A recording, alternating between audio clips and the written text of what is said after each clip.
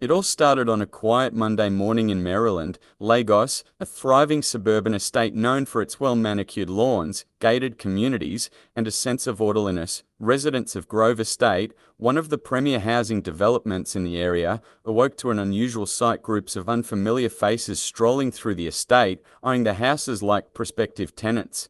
At first, it seemed like nothing more than curious passers-by, possibly visiting family or friends, but by noon, the number swelled. More people began arriving, some carrying small bags, others with nothing but the clothes on their backs. By evening, chaos had erupted. These strangers, men, women, children, began setting up temporary camps on vacant plots, driveways, and even in the estate's public playground. They weren't leaving.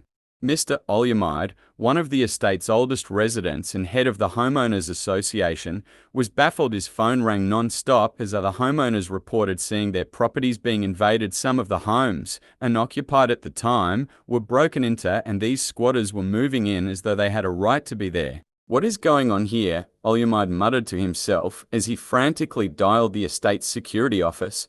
"Sir, we are trying our best," said UCHE, the estate's head of security, "but these people, they are many. We didn't see them coming, and they are claiming they have rights to the land." Olyamide's heart sank. He had heard rumors of fraudulent land grabs and illegal settlements springing up in other parts of Lagos, but he had never imagined it could happen in their well-protected estate. The next day, it became clear that the situation was more than just a few squatters. Entire families moved into some of the vacant homes, claiming they had been sold the properties by a supposed landowner who had presented himself as the rightful custodian of undeveloped plots in the estate. It turned out to be an elaborate scam. Several land agents had conspired with some corrupt officials to forge documents that made it appear as though they had legal rights to the properties. They sold these documents to unsuspecting individuals, most of whom were low-income families desperate for a place to live. By the time the scam was uncovered, it was too late. The illegal occupants had flooded the estate.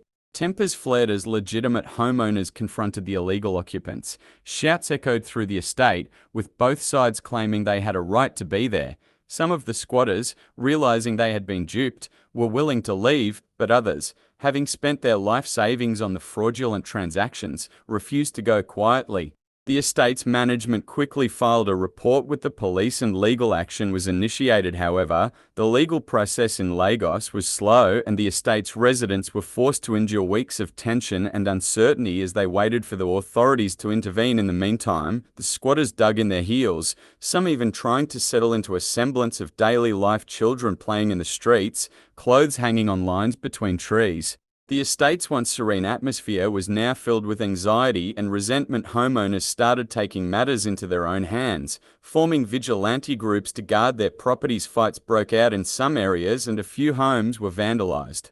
After weeks of delays, the Lagos state government finally stepped in. A task force was deployed to investigate the fraudulent land sales and evict the illegal occupants.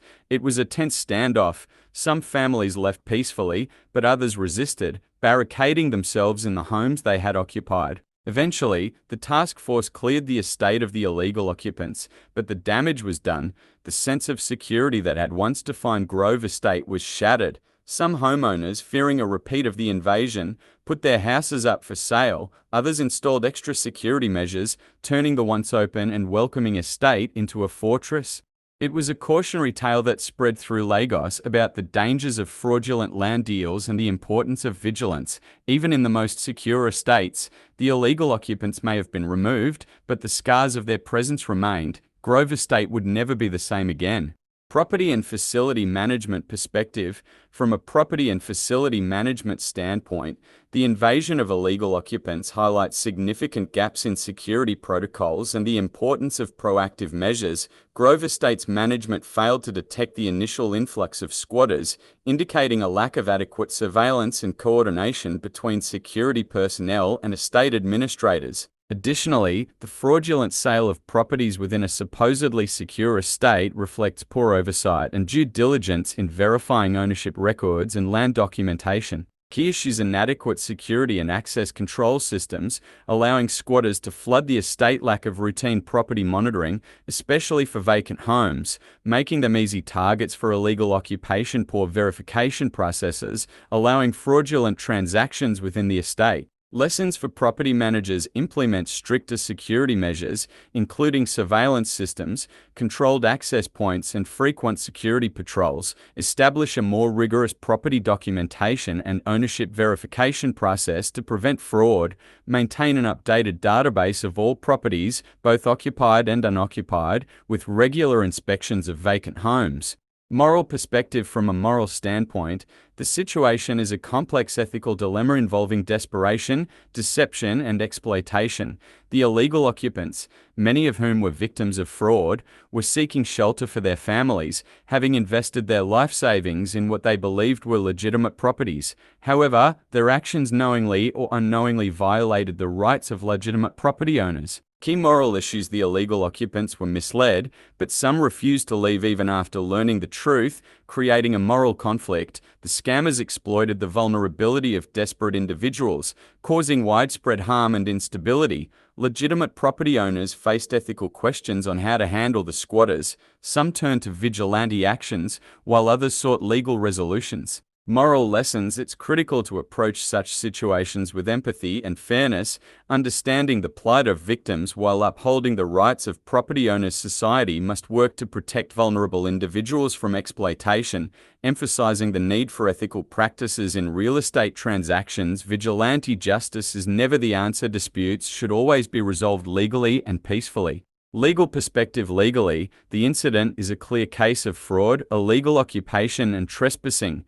The illegal sale of properties through forged documents and the subsequent squatting constitute criminal offences under Nigerian law. Both the scammers and the illegal occupants, once they were made aware, violated the law. Key legal issues: fraudulent land sales and forged documentation, trespassing and illegal occupation of private property, slow legal response and ineffective enforcement of property rights, leading to prolonged occupation and chaos. Legal lessons: property owners and estate managers must ensure that all transactions involving property are legally documented and verified through legitimate channels. Legal processes, while sometimes slow, are essential to resolving property disputes. Faster legal intervention could have minimized the damage and chaos. Scammers and those complicit in fraudulent activities must be prosecuted to set a legal precedent and deter future crimes.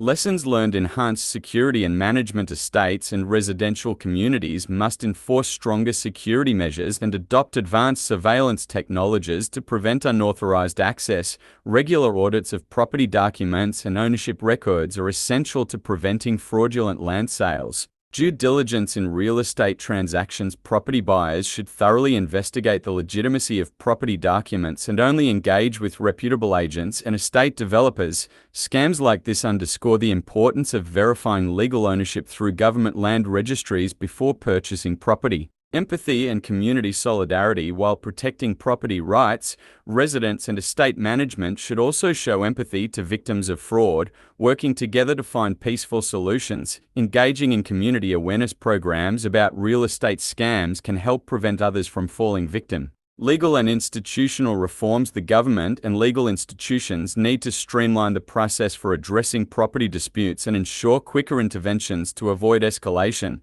Stronger penalties for real estate fraud and stricter regulation of land sales are necessary to protect both buyers and legitimate property owners. In conclusion, the Grove Estate incident highlights the need for vigilance, robust security measures, legal accountability, and ethical consideration in property management and real estate transactions.